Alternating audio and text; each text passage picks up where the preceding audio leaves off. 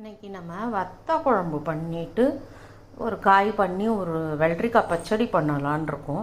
வெள்ளரிக்காய் பச்சடிக்கு இந்த மாதிரி வெள்ளரிக்காய் தோல் எடுத்துட்டு 2 பக்கமும் கொஞ்சம் கொஞ்சமாக எடுத்து சாப்பிட்டு பார்க்கணும்.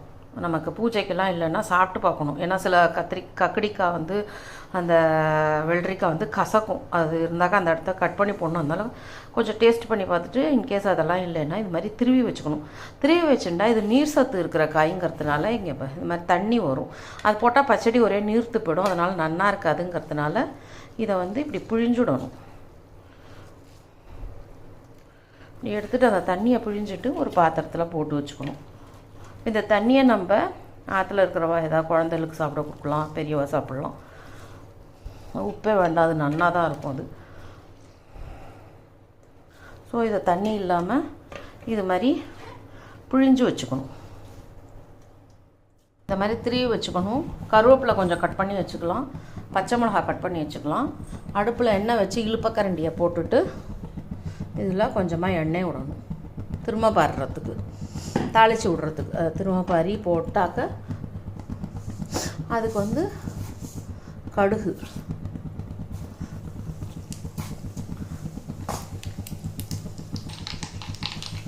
ஸோ இந்த மாதிரி கடுகு ஒடிச்ச விட்டு கொஞ்சமாக பெருங்காயம், அதுக்கப்புறம் கருவேப்பிலை, நான் கட் பண்ணி வச்சுருக்கிற பச்சை மிளகா,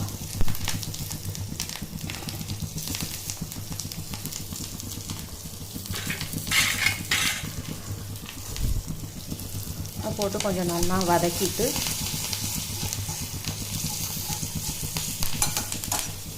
ஸோ இதை இந்த வெள்ளரிக்காயில் திரும்ப பறி கொட்டிடணும்.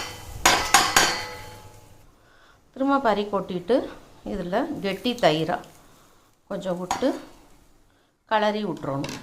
இதில் கொத்தமல்லி இருந்தாக்க கொத்தமல்லி கீரையை கட் பண்ணி போட்டால் இன்னும் டேஸ்ட்டு நல்லாயிருக்கும்.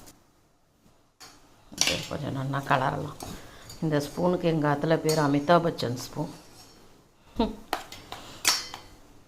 ஸோ வெள்ளரிக்காய் பச்சடி தயார். இது வத்த குழம்போட புளியோதரையோட எல்லாம் சூப்பராக இருக்கும். இப்போ இதில் ஒரு மெயின் இன்க்ரீடியன்ட் போடலை. அது யார் கெஸ் பண்ணியிருக்கேடா? பண்ணலைன்னா நான் சொல்கிறேன். சால்ட்டு போடலை. அது ஏன் நம்ம இப்போவே போடலைன்னா சாப்பிட்றதுக்கு ஜஸ்ட்டு பிஃபோர் போட்டுக்கலாம்.